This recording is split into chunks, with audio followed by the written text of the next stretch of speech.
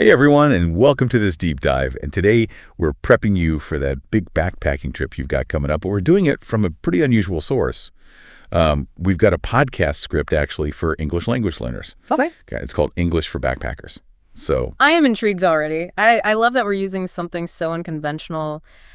I think analyzing how language is taught can offer some pretty unexpected insights into communication itself, especially, when you're exploring a new culture. So, yeah, and you might be thinking, okay, I already speak English, but this script goes way beyond hello, goodbye.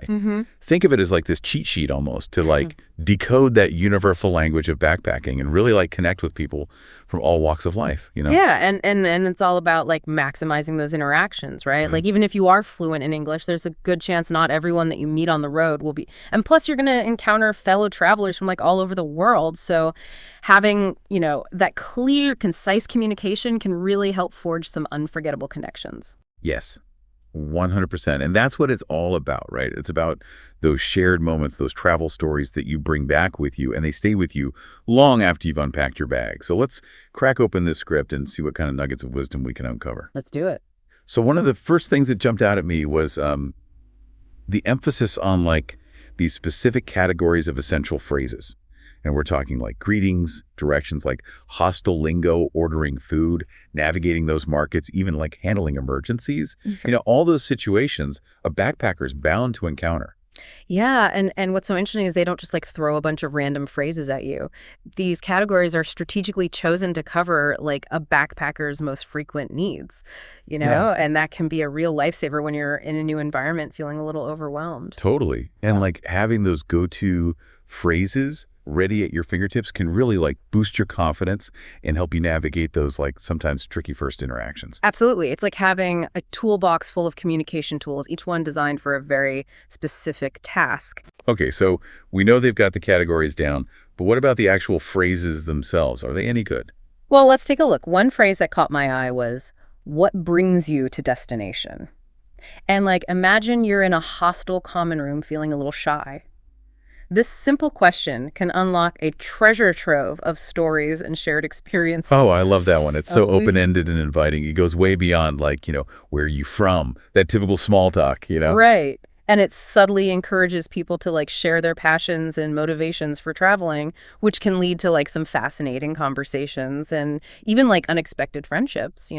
It's like a magic key to unlock deeper connections. You're not just exchanging information, you're inviting someone to share a part of themselves. Exactly. And that's what makes travel so enriching, right? You're exposed to all these different perspectives, different ways of seeing the world. The script also throws in some bonus tips from language pros, which I always appreciate. And they talk about things speaking slowly and clearly, even if you're not 100% confident in your grammar. Yeah, that's a great point. It's so easy to get flustered when you're trying to communicate in a new language. But remember, the goal is to be understood, not to deliver a flawless grammatical performance. It's about connection, not perfection. Right. Absolutely. And this applies to more than just spoken language. Think about body language. Nonverbal cues can be incredibly powerful, especially when you're navigating those cultural differences. Okay, so let's talk body language. The script mentions using gestures and facial expressions to help get your message across, especially when you're struggling to find the right words.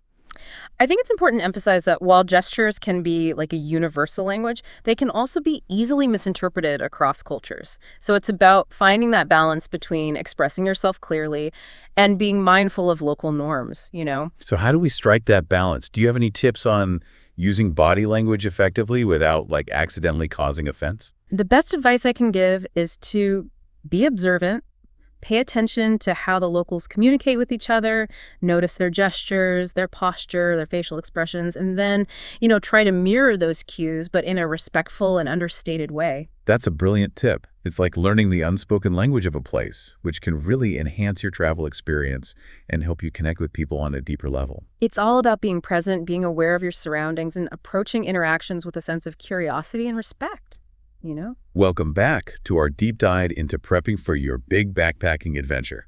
We've been dissecting this English for Backpackers script, and it's really fascinating. It is. It's amazing how much it reveals, not just about language, but about the art of connecting with people on the road, you know? Yeah, totally. And in part one, we talked a lot about like those essential phrases. But now I'm kind of curious about like the cultural side of things. Like, how do we navigate those unspoken rules and like avoid those awkward, lost in translation moments? Yeah, that's where things get really interesting, right? Because even with like the best intentions, those cultural differences can sometimes lead to like, those So misunderstandings. totally. So does our script like offer any guidance on that front? It does touch on it encourages listeners to do like a little bit of research on local customs and etiquette before they go. Okay, but I just want to relax and go with the flow. I know, I get it. But trust me, a little prep work can go a long way in like avoiding those cringeworthy moments. Like imagine accidentally offending someone without even realizing it. Oh yeah, that would totally kill the travel vibe. So what kind of things should we be looking into? Well, it depends on your destination, of course, but some like universal things to consider are like basic greetings, dining etiquette, appropriate dress codes, even like how to address people respectfully. I never even thought about like how addressing people could be a faux pas. Oh, it definitely can be in some cultures. Like using first names is considered rude unless you've been invited to do so. In others, there are specific titles or honorifics that should be used.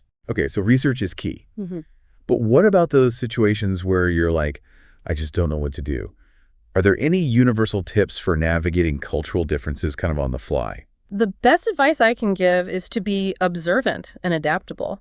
Watch how the locals interact with each other, pay attention to their body language, their tone of voice, the overall vibe. It's like you become this cultural detective. Exactly. And don't be afraid to ask questions if you're unsure about something. Most people appreciate it when you show like a genuine interest in their culture. Okay, that makes total sense. Yeah. So we've talked about being prepared, being observant. hmm But let's get back to the script for a second. I remember it really emphasized the importance of speaking slowly and clearly. Ah, yes, the golden rule of cross-cultural communication. It's so tempting to rush when you're excited or nervous, but clarity trumps speed every time. Especially when you factor in accents and different ways of pronouncing things. Right. Even if your grammar isn't perfect, speaking slowly and enunciating clearly can make a world of difference. It shows that you're making an effort to be understood, which people always appreciate. And let's not forget about those trusty nonverbal cues, like body language and facial expressions. Ah, yes, the universal language of smiles and shrugs. Body language can be incredibly powerful, but it's also where those cultural differences can really trip you up. Okay, so back to being a cultural detective, I Sure. guess. How can we avoid those body language blunders? It all comes down to observation and a bit of common sense.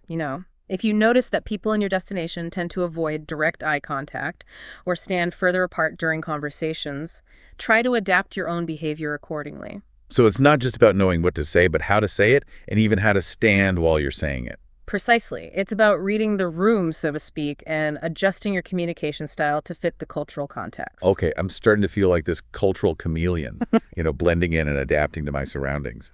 That's the spirit. Remember, traveling is all about stepping outside of your comfort zone and embracing those new experiences, even if they feel a bit unfamiliar at first. Yeah. Speaking of stepping outside of our comfort zones, what about those situations where we just can't find the right words? Does our script have any advice for those uh-oh moments? It does. It mentions the importance of carrying a phrase book or a language learning app as like a backup resource. And I have to say, even in our digital age, having a physical phrase book can be a lifesaver. Really? I feel like my phone is basically an extension of my brain at this point. I hear you, but think about it. What happens if your phone dies or you can't get a signal or you accidentally drop it in that tempting turquoise water while trying to get that perfect Instagram shot? Okay, point taken, a phrase book is like the analog backup to our digital brains. Right. But isn't it kind of clunky to carry around a whole book? Not necessarily. There are some really compact and user-friendly phrase books out there specifically designed for travelers. They often have like helpful illustrations and phonetic pronunciations too. Oh, that's cool. So it's like having a pocket-sized cultural guide and communication toolbox all in one. Exactly. And let's not forget about the classic point and mime technique. It might not be the most elegant approach, but it can get the job done in a pinch. Uh-huh. I've definitely resorted to that more times than I'd like to admit. But what about those situations where clear communication is absolutely crucial, like emergencies? Surely a few miming skills won't cut it then. You're absolutely right. That's why our script wisely highlights the importance of knowing some key phrases for emergency situations. These are the non-negotiables, the phrases that could potentially make all the difference. Okay, so let's talk emergency phrases.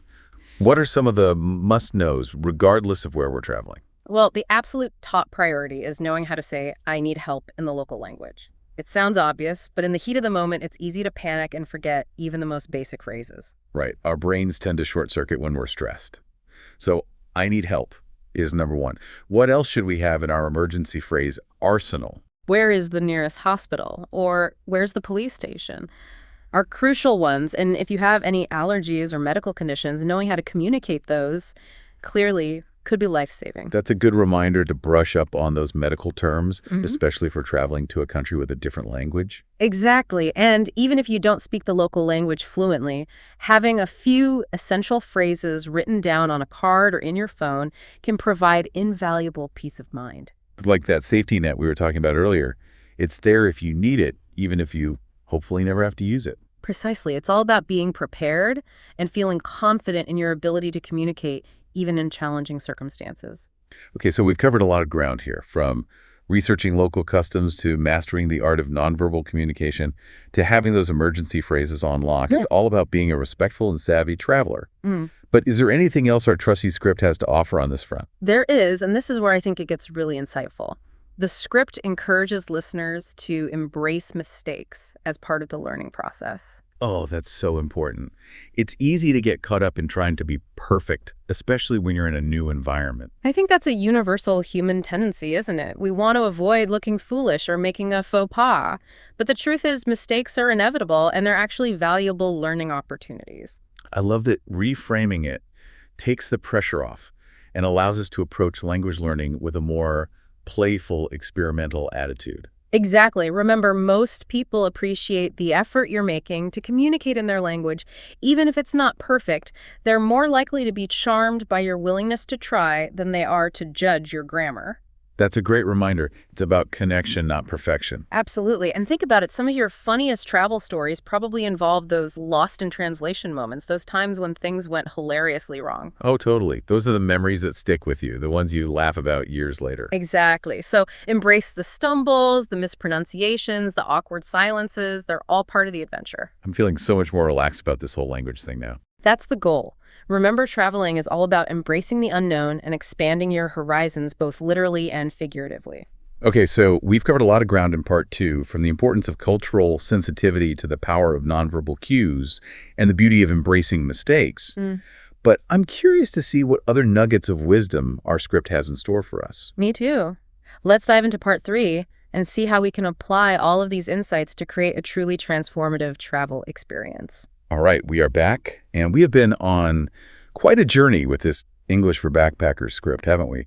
We've covered it all, from those essential phrases to cultural sensitivity and embracing those inevitable language blunders, you know? Yeah, it's amazing how much we can learn about really connecting with people, even from a source that wasn't explicitly designed for seasoned travelers like yourself. Right. It's all about finding those unexpected nuggets of wisdom in the most unlikely of places. Mm-hmm.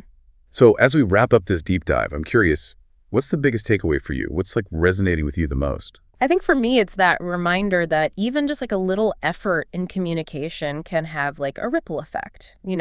It's not just about getting what you need or finding your way around. It's about creating those moments of genuine connection that make travel so enriching. Yeah, it's like that saying, people will forget what you said, people will forget what you did, but people will never forget how you made them feel. Exactly. And those positive interactions, those shared moments of laughter or understanding, those are the things that stay with you long after you've returned home. They become part of your travel tapestry, woven into the fabric of your memories. Beautifully put. And our script surprisingly gave us a great framework for how to create those moments. It started with those practical phrases, but then it went deeper, encouraging us to be mindful, observant, adaptable in our communication, Yeah, it's it gave us the tools to build those bridges across cultures, Yeah. to connect with people on a human level, regardless of language barriers. Mm-hmm. Exactly. And let's not forget the emphasis on embracing those mistakes. It's such a liberating concept, isn't it? It takes the pressure off and allows us to approach language learning with a sense of playfulness and curiosity. Yeah, it reminds us that it's okay to stumble, to laugh at ourselves, to embrace those lost in translation moments as part of the adventure, you know? And those moments often make the best stories. Oh, absolutely. Those are the ones that we retell with a twinkle in our eye, the ones that remind us of our own vulnerability and the kindness of strangers. So as you gear up for your backpacking trip, remember this. You already have the most important tool for connection, and that's your willingness to engage, to listen, to learn.